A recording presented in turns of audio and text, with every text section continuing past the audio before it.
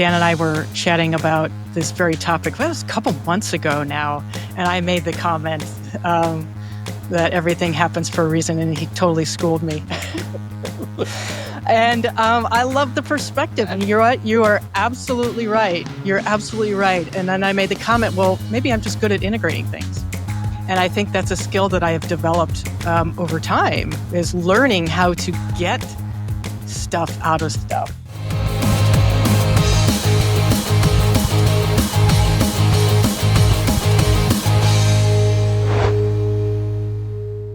Welcome to the Alternative Flight Plan Podcast, Season 2, where we explore the healing paths your regular medical provider might not tell you about. With a couple decades of naval service, one of the things I've learned, among many, is that creativity and adaptability are key to solving complex problems. And now I've learned, since I've left the ready room and gone into the treatment room, this is especially true with healthcare. My guest today is a very good friend of mine, Dan Gurley. And he has a business called the Wider Window Coaching. He is a fellow Tomcat aviator and trauma-informed life coach. It's going to be interesting to see how he got from A to B. He's taken a very interesting path that has been quite a bit different from mine, and yet we've ended up in the same space. So Dan is clear that he's a patient first in recovery, and he brings decades of personal and professional experience to his work, as well as a passion to be of service to others. So today, Dan and I are going to be diving into healing from trauma, integrating back into civilian society after a career in naval service, and what he's been up to that led him into a new path of coaching. So without further ado, we're going to taxi to the catapult and get airborne. Dan, welcome. Clear right, clear left. Right. Wakeboard's good. It's a 72,000-pound cat shot. We're going to put you in tension and launch you off the front end. Awesome. Anything else we can squeeze in there about naval aviation real quick? Well, I'm not going to get too reminiscent of it, especially, with only having kind of one tour in it. It's been a long time. But I just remember in the ready room, you kicked my ass in AC-doocy, like repeatedly. And the times that I did, it was just like, yeah, what's the big deal? But it's a big deal. I finally beat you at AC-doocy. But we do that now with Wordle, by the way. Yeah. Anyway, so Dan, we have a lot to unpack. I think where I want to start is where you are now and how you got there. I do want to give my gratitude to your wife, Monica, because Dan and I actually parted ways back in probably 1998. So we followed each other through flight school, became really, really close friends. And then and that happens, like you lose touch with people. And Monica saw my name listed in the paper one time, and Dan was like, oh my God. So he reached out, and here we are on a podcast talking about his journey. And I'm excited to hear about it. She's very quick to take credit for us reconnecting. She's very quick to take credit for it. As a matter of fact, she was like, you make sure that you say that it was me that got y'all back. Well, thank you for having me, Kristin. I'm thrilled to be here as I'm thrilled to be, kind of reconnected with you, after so long. So to be here, and why am I sitting on? It's one thing for us to be, reconnected after a lot of years, but it's another thing for me to be sitting on your podcast talking about, trauma recovery. I'm here kind of after, my mid-50s, after, starting a career in the military and a career that's kind of bounced around different things, and different experiences that we could get into. Suffice it to say, it's been a long road of difficult things that have happened in life. So I'm here and I'm looking at it in my mid-50s going, what do I want to spend the last third of my life doing? What vector do I want to take for the last third of my life? And really, a few years ago, I was starting to find myself being asked by people that have undergone experiences similar to what my family and I have undergone, coming to me and asking just to talk and just for me to listen. And, it turns out what they really needed was a kind of a calm, non-anxious presence that it kind of knows what they're talking about, that knows what the other person is saying and going through. Um, and so I found more and more people kind of coming to me and saying, hey, can I talk to you for a minute? And that's kept happening. It happened at work. And so now I'm at a point where I'm trying to say, well, what does that mean for the rest of my life? Is there a calling? Is there a career? And is there some sort of thing that I need to bring to the world? And I think it is. And practically speaking, just from a purely pragmatic standpoint, going back and getting a counseling degree or going through the certification and all the years of training to be a licensed therapist is just impractical for me. So the idea of coaching became really, I wasn't real happy with the idea of just being a life coach and just kind of getting with people and telling them, here's 10 steps to dealing with, children and trauma. I, it just doesn't make sense to me, or 10 steps to how to, to start crushing it at work. That's just not me. And it's not what that's not what I wanted to bring to the world. So, having undergone a lot of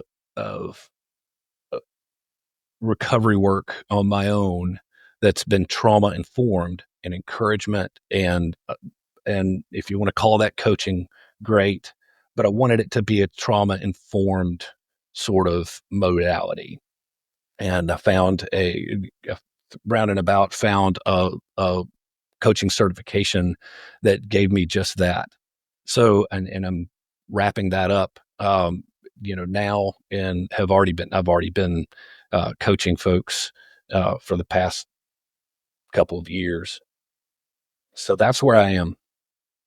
I hope at some point we can find a better word than coach, because, Yeah. Coach brings up, you know, images of being in high school and, you know, running around the track or shooting hoops or something. And yet this work is so much more. I mean, Young man, what do you want to do with your life? right. Like sports when you're a kid is formative Right. and so important. And this work is no different, but it's deeper. And we need a deeper word than Yeah. coaching. I agree. And for lack of anything else to call it, I'm a trauma informed coach. Okay. So you kind of mentioned it really quickly, but I'm going to bring us back to it, because here starts the unpacking. The suitcase is now open and we are looking at a bunch of stuff. You mentioned that you were doing your own work. You want to tell us a little bit more about that? Yeah. Well, I think it centers mainly, if I were to just kind of give you the quick answer first, it centers around a complex web of PTSD, and I say complex PTSD in particular. I don't, I don't, I haven't personally had the kind of the more widely understood version of PTSD, combat or first response or anything like that. That's not what I'm talking about. I'm talking about a kind of a lifetime of a complex web of little traumas, little T traumas that go way back to my childhood. So, I'm a now an adult child of an alcoholic and dysfunctional family. I'm in a group that that gets together and works through issues that are related to that, and the fear and the doubt that came in childhood that we kind of, for some reason, don't let go of as adults, and we buffer from it in various ways. We front in various ways that are somehow go back to our the fact that somebody in our family was an alcoholic, or there was just a dysfunction in the family, whether there was alcoholism or not. So that's one area of recovery. But I didn't come to that. I didn't come to that on my own. I was forced into it through some trauma that happened to my children. We have three girls. They're all grown now, but when they were young, uh, I didn't come to that recovery on my own. I was kind of brought into it through, forces in life. My three children at a couple of different points in their young lives underwent a tremendous amount of trauma. Two of them, when they were ages 7 and 10, uh, experienced sexual abuse from a 13-year-old son of some really good friends of ours. And another one had undergone, unknowing to us, had undergone severe sexual abuse and rape years and years before that we didn't know about.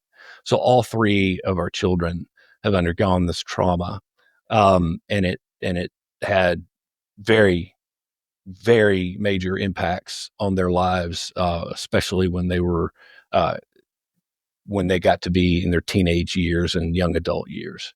So, suicidality, self-harm, extreme self-harm, uh, a lot of our several uh, uh, psychiatric hospital stays and residential treatment uh, out west. And,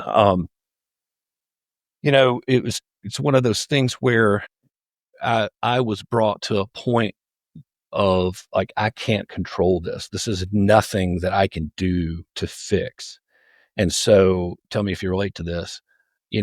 When you come from a background where in the first half of life, or, you're achieving things and you're getting, you're killing it in school and in extracurriculars and sports and things like that. And, you went off to the Naval Academy. I went off to college in ROTC. And, there's this standard of achievement, and I can have this result if I put in this work. And then we get selected for, of all things, jets. And then we get selected for F-14s. And it's just like, yeah, you work hard, you get this, and there's some luck thrown in along the way. But that luck is predicated on hard work and achievement, right? I do this and I get that.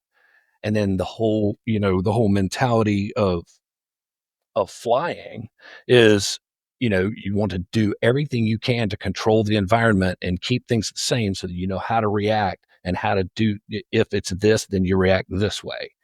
So cause and effect is major in that phase of life.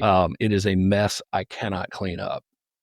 And so for me, realizing that, man, I've lived this life, just huffing and puffing and really striving and with a mindset of achieving and being something special and killing it and crushing it.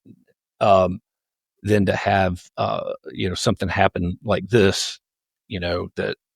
And by the way, the other difficult part of that is it came from the abuse came from within my tribe, within my community. These were people that we had a religious tie to. This was in the context of church and Christian school and all of this, that all of this happened.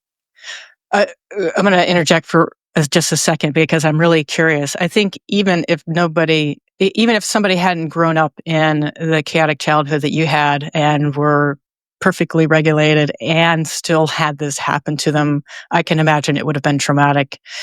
How did that hit your, I'm going to just put it like this. How did that hit your nervous system with the previous trauma that you had? And then seeing this new thing come out that is terrible and you can't control. I didn't have words for it, growing up or in my 20s, 30s, and early 40s. I didn't have words to put to the nervous system thing. Really, I think that what I learned, and I really didn't have words for the nervous system impact until fairly recently, actually, when I realized, man, the nervous system is like the brain spread out all over the body. It's like I have thought, okay, there's the brain, and then there's the nervous system that carries signals back and forth. I think it's more than that. I think the nervous system is actually the brain just kind of continuing out throughout the body, and it matters. And I realized that trying to deal with life and make life turn out the way I thought it should turn out for me fried my nervous system. And then dealing, in a situation where I have run out of runway, I have nothing left, to understand how to fix the situation or respond and make this situation become good. I just didn't have it. And that was extremely disorienting and extremely lonely.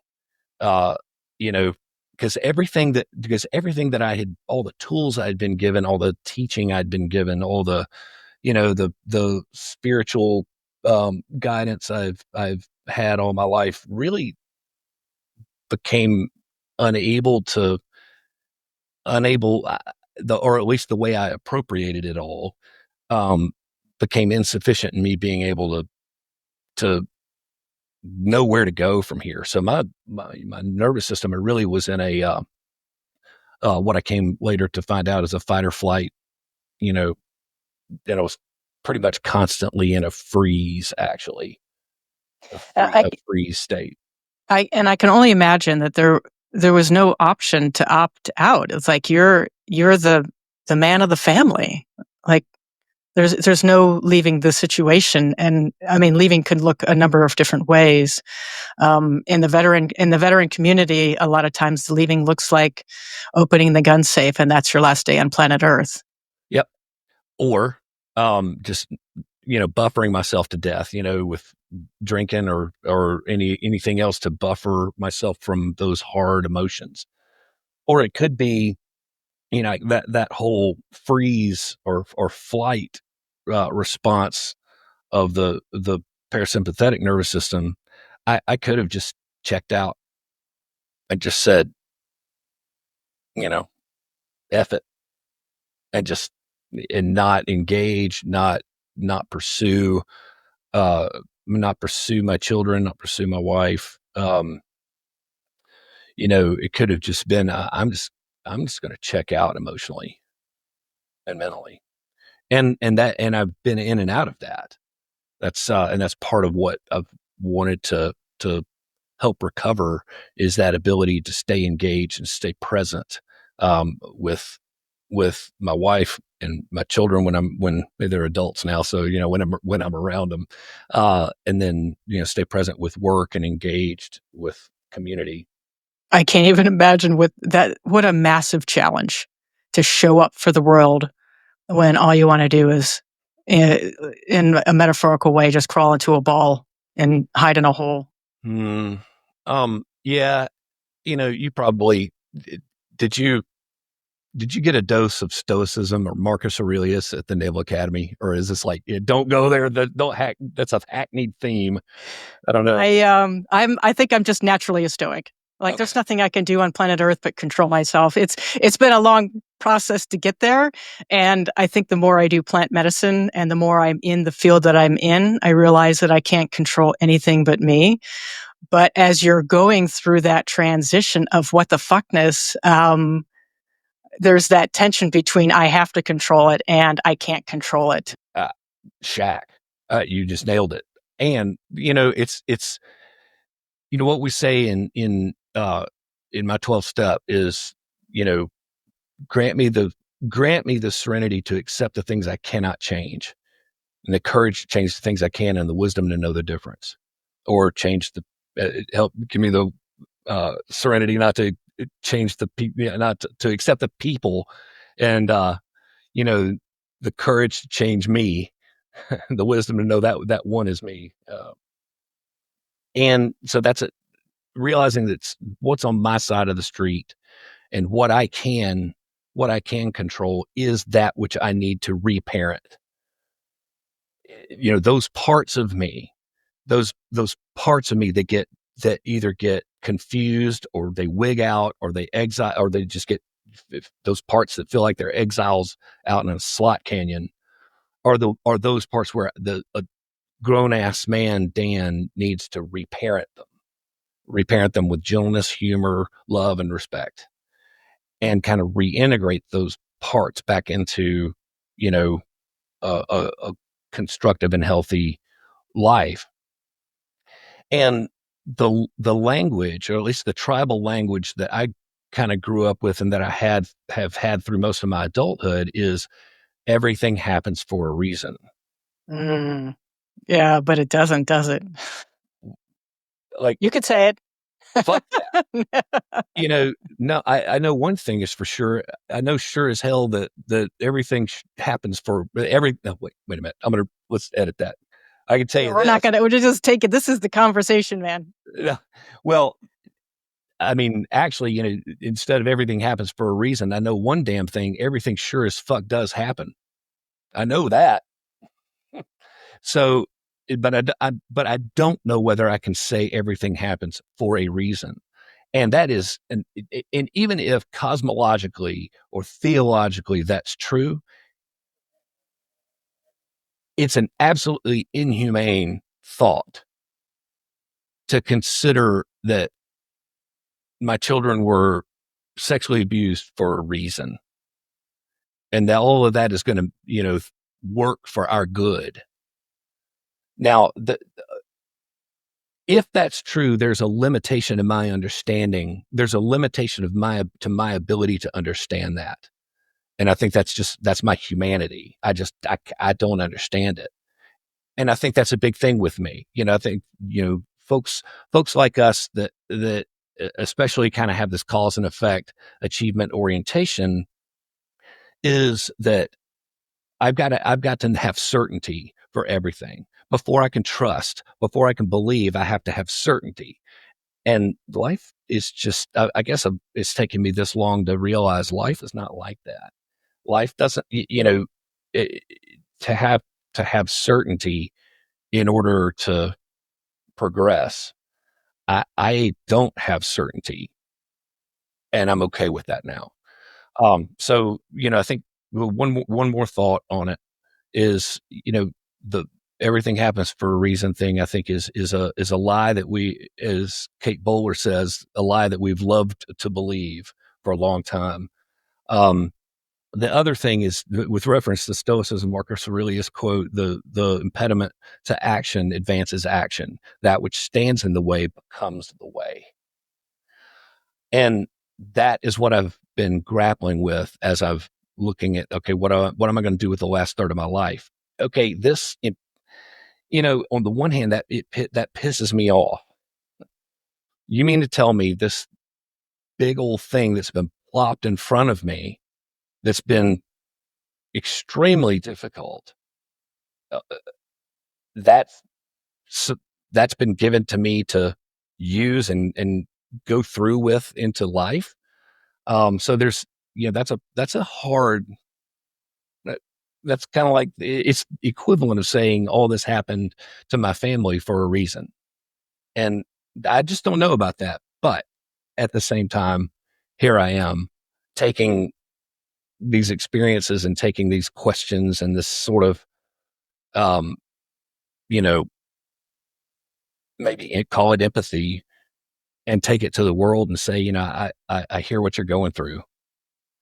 Yeah, I think that's where a lot of people get stuck is they get this thing that's in the way and it's not fair. And then I'm going to share, Dan and I were chatting about this very topic. That was a couple months ago now.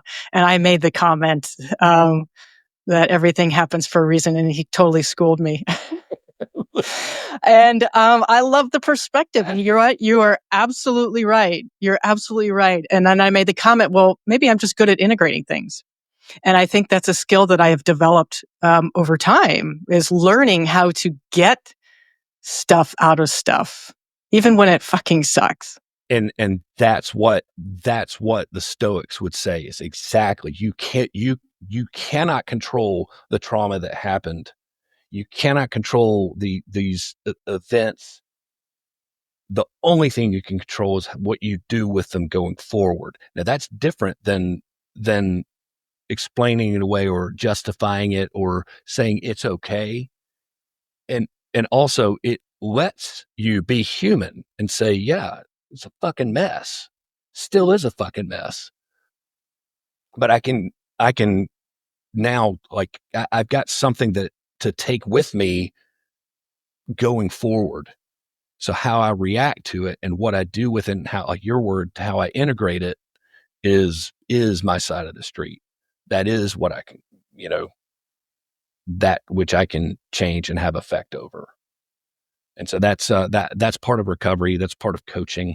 That's part of what I want to help people do when they reach these kinds of places. One of the interesting things I hear a lot of stories about people who spend an entire career in the service and how it affected them and the trauma that they incurred or whatever during a course of maybe 20, 30-year career. But yours was much shorter, and we kicked you out of the club. How? Chewed me up, spit me out. Right. Well, it's funny. There's a saying, and I think this has to do with being on the White House staff. You're in the club until you're not in the club. Yeah. And I think that's true about a lot of things. But how did that sit with you?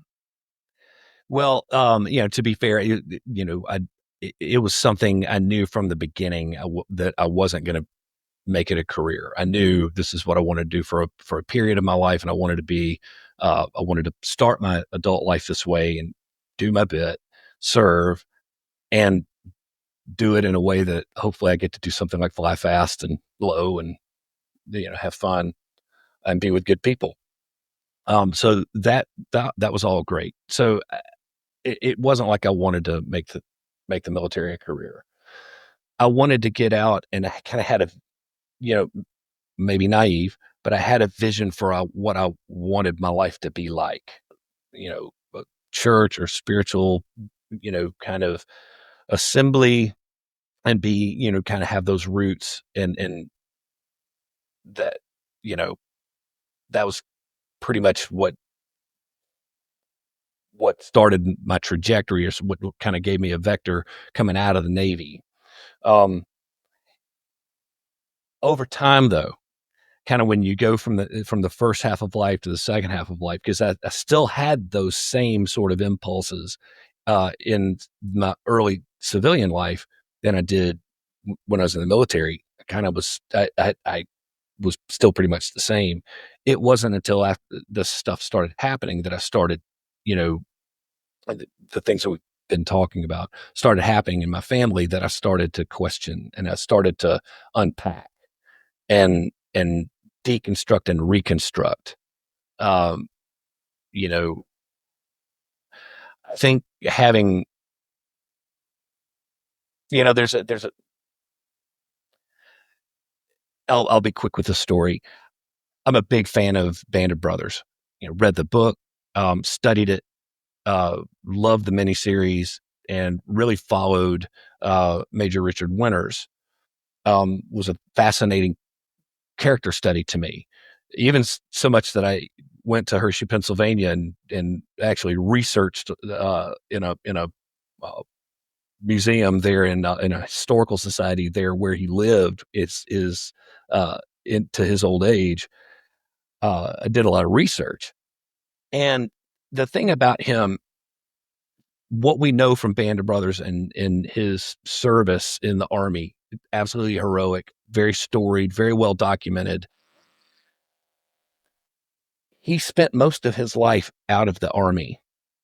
He spent his post-Army years eventually selling animal feed made out of byproducts from the Hershey Chocolate Company. That's what he did for 60 something years. Dude, what was your civilian life like? You carried with you all of the memories and all of the experience, and I'm pretty sure the PTSD with you throughout a 65-year civilian career selling animal feed. What was that like? Let's talk about the heroism of dealing with that and integrating that into life. What was your and your wife's relationship like when those themes started coming up, or your children or your friends? How, that's that kind of thing is a fascinating.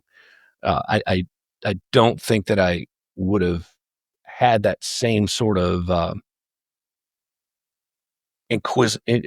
curiosity if I had stayed in the military as a career. Maybe I would have. I don't know. I have a love-hate relationship with the service. Those, mostly tout, yeah, proud to be a veteran. But those who know me the best know that there's, it's like the old adage, like, what do you love about the Navy? I love the people and the travel. What do you hate about the Navy? I hate the people and the travel. Um, and so when I got out of the service, I didn't even have a retirement party. Like, I ditched it. My neighbors threw me a party, but I didn't do one for myself. And I kind of threw the baby out with bathwater. Interestingly, the reason I am where I am today is because of the relationships that I built with a couple of men who are still in my life and had a belief in me, and were true blue all the way to the end. But it's taken me, 30 years to figure out that, you try to distill the best in the situation you can, and then leave the rest. I can only imagine, especially when we describe our time together in our first squadron as a petri dish of really interesting things. What an interesting. It's one thing to be in a fighter squadron. It's another thing to be in a fighter squadron in your 20s or maybe early 30s. That's that's that's an interesting petri dish. Because you're young and I can conquer the world. I'm a badass. All these things, and you just haven't gotten to these second half of life themes yet. There's nothing wrong with that. It just hasn't happened yet. Yeah, makes me glad I was never a commanding officer. I don't know how well I would have done with that. Hard job. What a hard job. They probably chose wisely in saying, you know what, we're just going to send you over here instead. And thank God, because I am where I am. I'd like to pivot a little bit.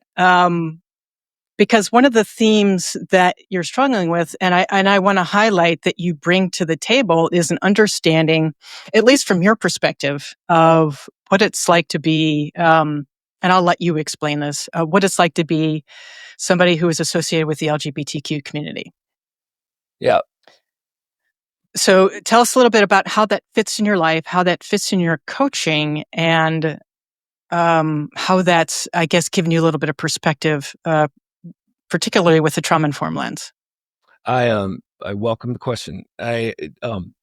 My children, all three of them, identify as LGBTQ in various ways. That's their story to tell, and I, have come from a background and a growing up in an environment that, my belief system that it had landed on me, wouldn't be comfortable with that. But now, it's a very different thing when it comes to live with you, and you have to really you have to think about, okay, do I double down with the things that I've thought, or like me, do you kind of come to a realization that, I've always kind of not been really strident about those parts of life. I've kind of been in a tribe, in a community that has been, but I'm realizing I've kind of always kind of felt uncomfortable with it. Okay, well now, wham, it's now in, very close to me. And it was actually a fairly easy. Like, look, these are my children that I love, period. And this is the way they are, and that's fine. And so that was it. It wasn't a light switch. I'm not going to pretend that was like woke up one morning. It was a process, but it's a process that I'm like, yeah, this makes sense. And maybe some of the interpretations, and maybe some of the ways that we've been taught are inconsistent. Let's just say that. Maybe they're inconsistent, and maybe there's some things that you need to have that I needed to have a more full appreciation for and full understanding of beauty and love and grace and acceptance and what my tribe. It was interesting. Dan and I, when we first reconnected at it was the end of 22, it was December, because I was in Florida visiting my brother at the time. We both said, "Hey, changed a lot." I'm like, yeah, changed a lot. I came out of the closet when I was 40, which is a really traumatic thing for me and a subject of another podcast. But at the same time, like, when you come out of the closet, you don't come out once, you keep coming out over and over and over. And it's to the point where, like, do we have to have this conversation again? But when it's somebody that you haven't talked to in 20 or 30 years, like, yeah, this is an important part of the conversation. And I said, my life has changed. And, it's funny because I didn't have to be worried about that.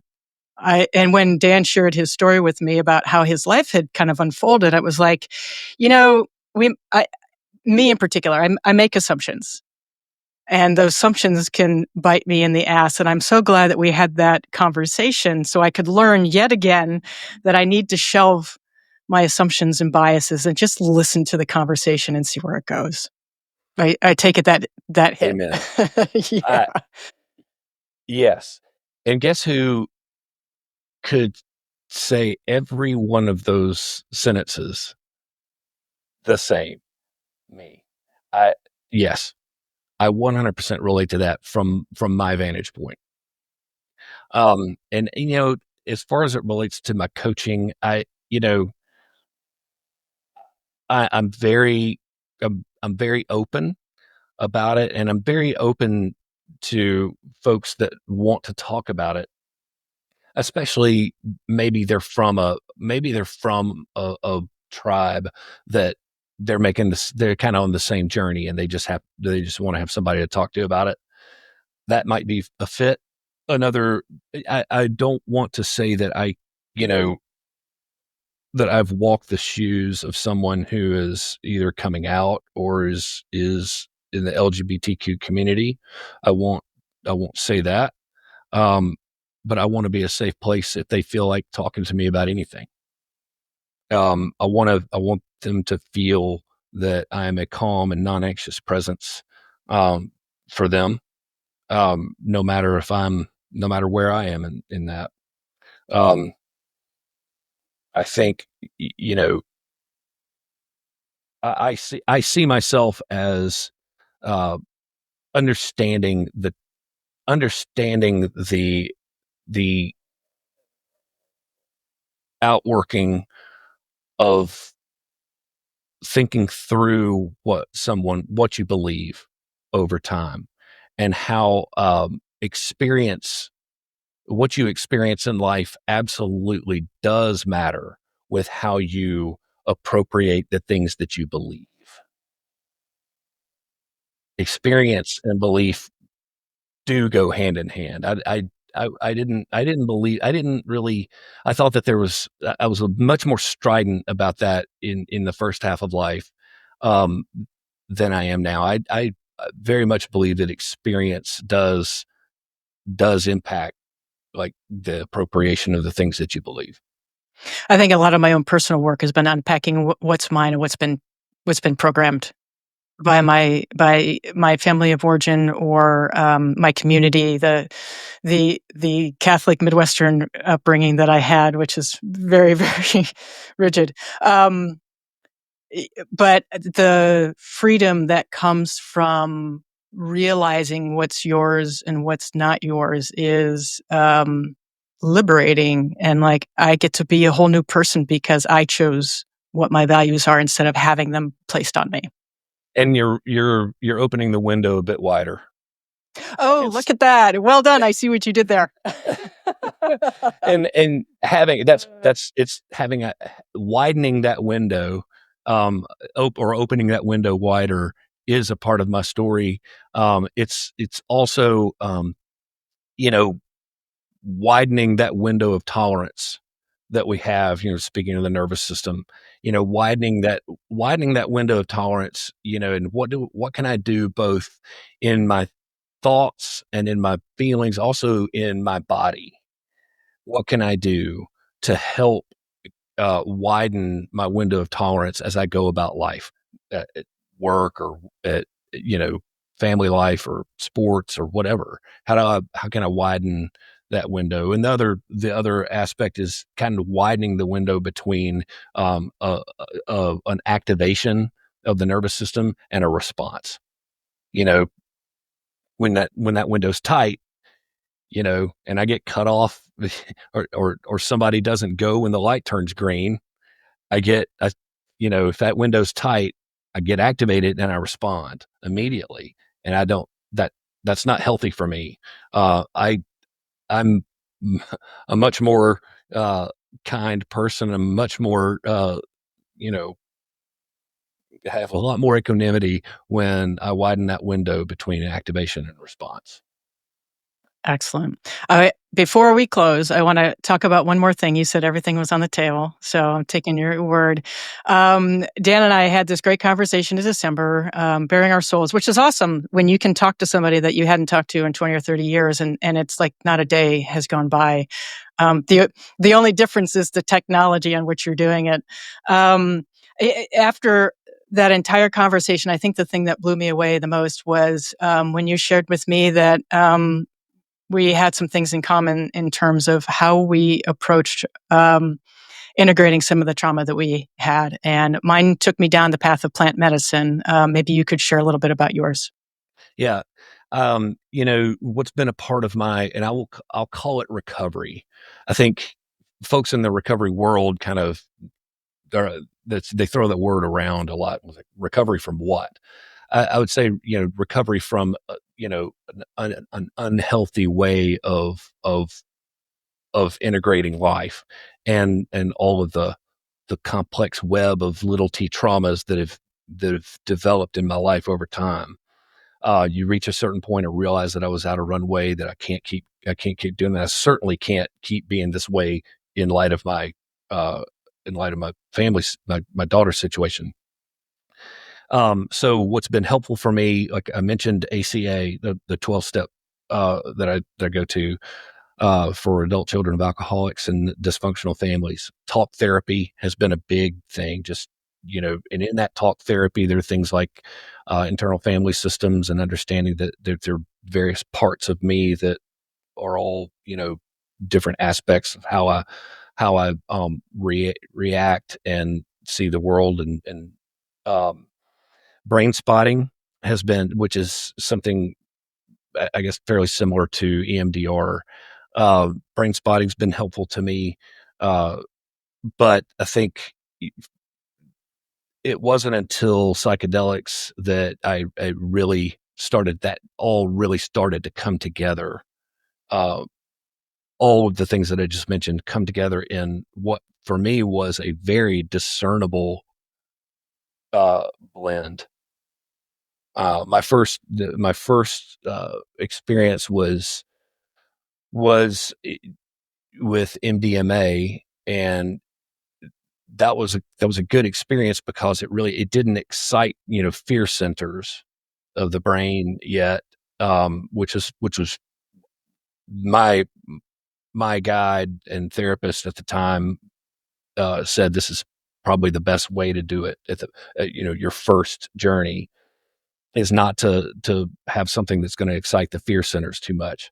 So I had this certainly beautiful, wonderful, splendid experience.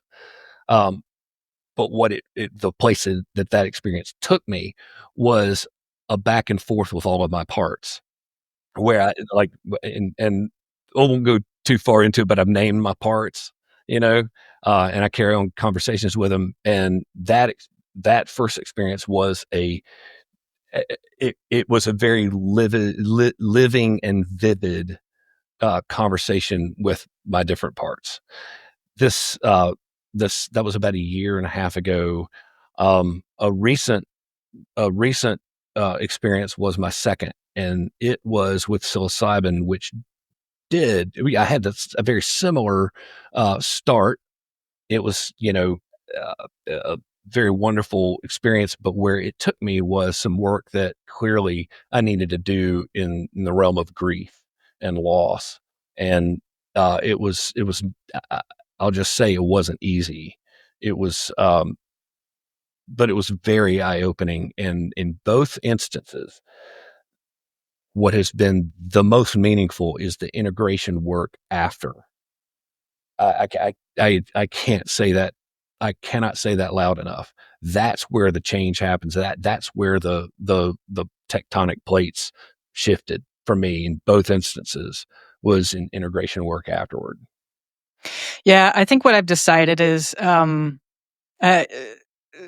like, because we don't know metaphysically and esoterically what's actually real and what's not real. And I guess much like Dumbledore says to Harry Potter, just because it's all in your head doesn't mean it's not real, right? But at the same time, I think the benefit that comes from these is accessing the subconscious, and the subconscious knows what we need to work on. And so when we can put ourselves in a situation where we can allow that to come out in a safe way, if you don't do anything with the awareness that comes from that, like, what's the point? And you need people to help with it. It does take a village. It takes being with other people to help process this. It takes, being with someone who's either had the experience. It takes someone who has the knowledge, or at least it takes someone who has the empathy and the listening ear and a calm, non-anxious presence. So, or if you've, I'll keep on with the Harry Potter thing. If you've seen the Thestrals, you like being around other people who have seen the Thestrals. Indeed. As a buddy of mine told me just last night, when the energy is right, the right people will resonate. People who resonate with that will come along. It's like music. You hear the music and there you are. All right. So here we are at the end of our time. I would love for you to take a moment to share how people can find you. You can email me at dan@thewiderwindow.com. Love to chat with you. Okay. You have a website in development, is that right? Website's in development. So okay. I'll get back to you with all of that. Okay. Or maybe we can do this again. I suspect if I can keep this podcast going, that we'll probably be chatting again. All right. So if you're in the state of Washington, I am found at Meridian Passage Wellness in Port Townsend, on the Olympic Peninsula.